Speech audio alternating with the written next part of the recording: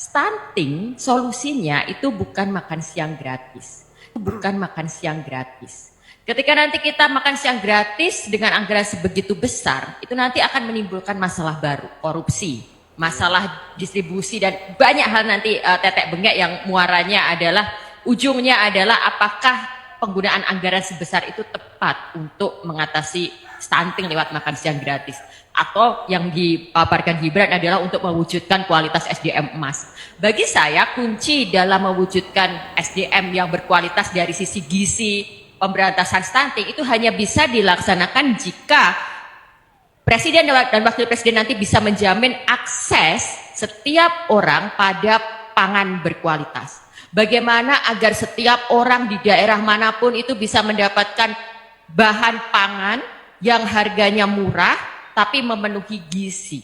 Jadi bukan kita menyediakan makan siang gratis, tapi aksesnya yang dibuka. Bagaimana agar tidak ada kelaparan di NTT, bagaimana agar pemenuhan gizi yang memenuhi standar protein, standar gizi-gizi nutrisi yang dibutuhkan itu dapat diakses dengan murah dan mudah. Itu kuncinya. Stunting solusinya itu bukan makan siang gratis. Yang dipaparkan Gibran. Nggak salah milih Prabowo. Padahal Prabowo sekarang gunain Jokowi.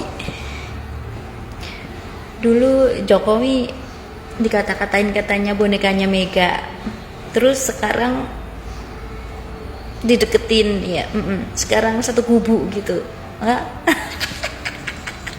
Kadang-kadang ini emang bener sih kata-kata Pak Ridwan Kamil.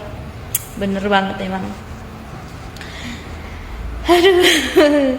Dulu aja Jokowi itu dikata-katain bonekanya Mega katanya. Mau disetir gini-gini gitu. Ya, nyatanya disetir Mega, Indonesia maju pesat. Sekarang ngejilat ludah sendiri. Aduh. Aduh ya Allah. Dulu Jokowi dikata-katain katanya antek asing breng. Jangan percaya dengan antek asing.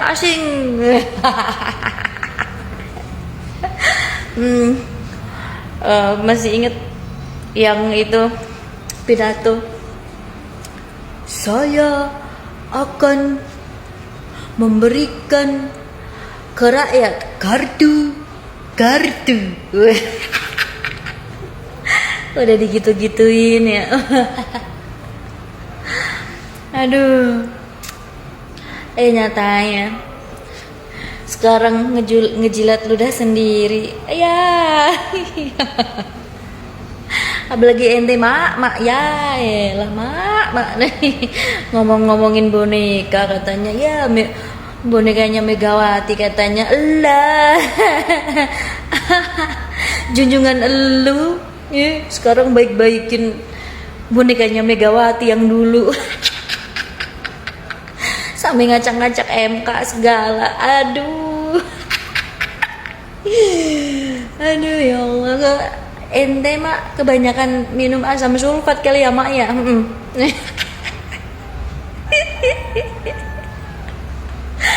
Aduh mak.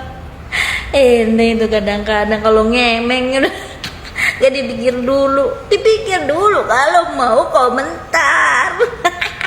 Saya menanggapi tentang pembicaraan Prabowo mengenai Gus Miftah bagi-bagi uang atau tebar uang.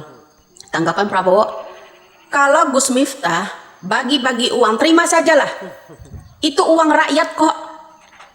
Nah, yang saya pertanyakan, rakyat selama ini kekurangan uang Prabowo. Banyak sekali. Masa itu hasil pajak kah? Tolong tanyakan sama Pak Lurah. Apakah ini hasil pajak kah dibagi-bagi karena membantu Anda kampanye menggunakan uang tersebut? Uang rakyat digunakan untuk kampanye. Sedangkan rakyat banyak yang nggak makan gitu. Beras mahal, segala macam mahal. Nggak pantas Prabowo, ya. Kenapa? Dari mana yang dipertanyakan rakyat itu uang itu dari mana? Kok jawabnya bilang kalau uang itu uang rakyat, rakyat yang mana? Rakyat yang mana itu uang yang kamu ambil gitu? Dikasihkan kembali melalui Gus Miftah bagi-bagi tebar-tebar uang. Tapi saya lebih percaya dengan Ustadz Daas Latif ketimbang Ustadz Gus Miftah.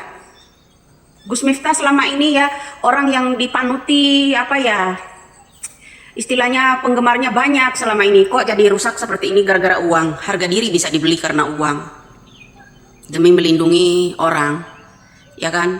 Nah kita begini ya, penonton atau fans saya yang seluruh daerah manapun, seluruh Nusantara ini, kita jangan membiarkan ante-ante Orba bangkit kembali. Saya ini diintimidasi loh beberapa bulan lalu sama orang. Jadi kita jangan sampai, apalagi ini ada ancaman ya dari Prabowo itu sendiri. Para media, kami telah mencatat kelakuanmu satu persatu, ya kan? Kami ini bukan kambing-kambing seenak, peribahasanya udulmu ya. Seenak kalian iniin saja, atur-atur katanya. Seenak kalian atur-atur. Saya ini bukan kambing katanya. Itu ada loh. Saya upload itu di TikTok. Jadi Pramedia aja sudah penuh ancaman ya. Hati-hati dengan kelakuanmu satu persatu ya. Kami ini bukan kambing-kambing yang kalian harus atur-atur. Ini bahaya nggak sih kira-kira kalian orang ini kalau menggenggam berkuasa, kemudian sebagai meja hiasan mereka, tutup taplak mejanya adalah Gibran. Seakan-akan ini akan berbuat baik. Tidak bro. Ya, Prabowo tetaplah Prabowo. Ancaman penuh ancaman itu pasti ada. Ya selalu akan ada. Bayangkanlah 14 keluarga kehilangan keluarganya selama ini 97-98. Ya. Betapa ininya, apalagi kalau dia berkuasa. Dia akan mengutamakan aset-asetnya. Dia akan mengutamakan ancamannya buat negara ini. Pramedia aja udah diancam. Bagaimana selanjutnya? Semoga Allah Subhanahu wa taala menolak dia untuk menjadi pemimpin. Itu saja doa saya. Ya, mohon dukungannya untuk yang terbaik calon pemimpin. Orang yang penuh ancaman seperti ini, Bapak Mahfud lah ya lawannya sebenarnya. Ya. Nah, satu doa saya dulu ya, Ganjar saya minta pasangkan dengan Bapak Mahfud juga, atau Said Akil Sirot ya, Kiai Said Akil Sirot. Itu dua pilihan cawapres saya. Alhamdulillah kalau satu Said Akil Sirot saya bilang kan agar radikal itu bisa dilawan oleh beliau. Kedua, untuk hukum korupsi Bapak Mahfud lah. Alhamdulillah ternyata Ibu Mega mendengarkan kata-kata saya selama ini ya. Berarti bukan nggak ngaruh saya di media itu ya bicara begitu.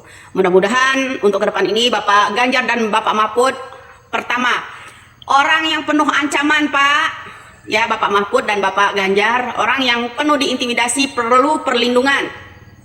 Perlu perlindungan, saya katakan sekali lagi. Seperti kita mengutarakan yang kebenaran untuk negara ini, butuh perlindungan. Satu. Kedua, untuk mengusut masalah koperasi kemarin yang membengkak begitu besar.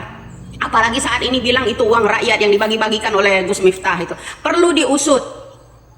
Perlu diusut Pak. Tolong suarakan itu.